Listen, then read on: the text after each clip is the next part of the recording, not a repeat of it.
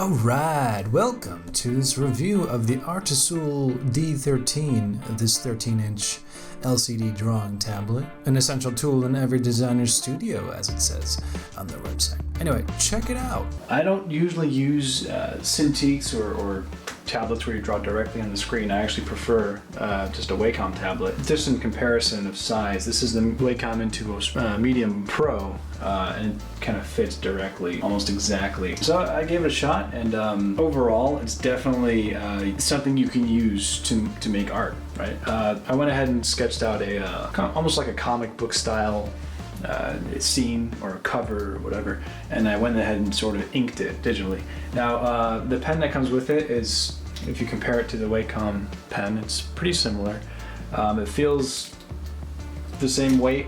The only difference that I can tell is it doesn't have an eraser, which I don't mind because I don't use that eraser. There are these touch buttons on the left here, so you can scroll and whatnot and cycle through layers, but I just always prefer using a keyboard anyway. That's just what I'm used to. So yeah, it's pretty sensitive, it's responsive.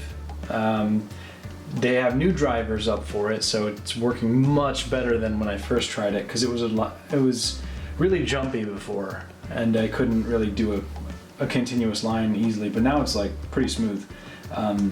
So if I make a new layer, no big deal. Sometimes it does this weird thing where if I'm using the eraser, also it does this thing where it's not registering, so I have to kind of pick it up and bring it back. And I have the eraser selected, and I right click. I also mapped these to right click and double click, which is the default for Wacom products, I believe. So I pick an eraser, say this one, and I can use it, but for some reason this window stays. Normally that goes away the moment you click outside of it. Now it goes away when I click the layer, but I'm not sure if that's a glitch to do with the tablet or Photoshop itself. I have used the newer Cintiqs before. We have them at work. Even at work I still use a tablet. And for the price range, this definitely delivers on what you would want to do with a screen like this where you draw directly on. But I think comparing to a Wacom product, this is definitely as usable as it is. I think Wacom, if you were to use this and then switch over to a Cintiq, you'll find that the Cintiq is far more refined and sensitive and fluid on these every little move. But that just comes with refinement. That Wacom's been doing that for many years. So as a first product that I'm trying with this, it's not too bad. Couple things: it uses a USB 3.0. If your computer does not have that, then you might have to also.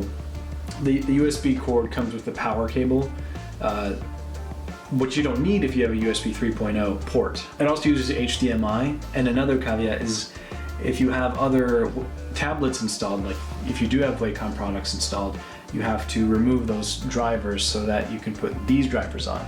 Now, if you're using only this, that's fine, but if you want to use this in tandem with another tablet, like a Wacom product, I don't think that would work.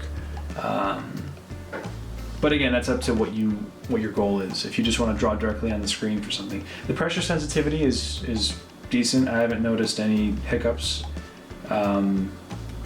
As you can see, I have a range of sensitivity, and the whole time I was using black, and when I wanted it to be light, I just let go a bit. So there's no problem there. Other than that, I'm going to keep messing around with it, and then I may do another update video to see how things are going. And thank you for watching.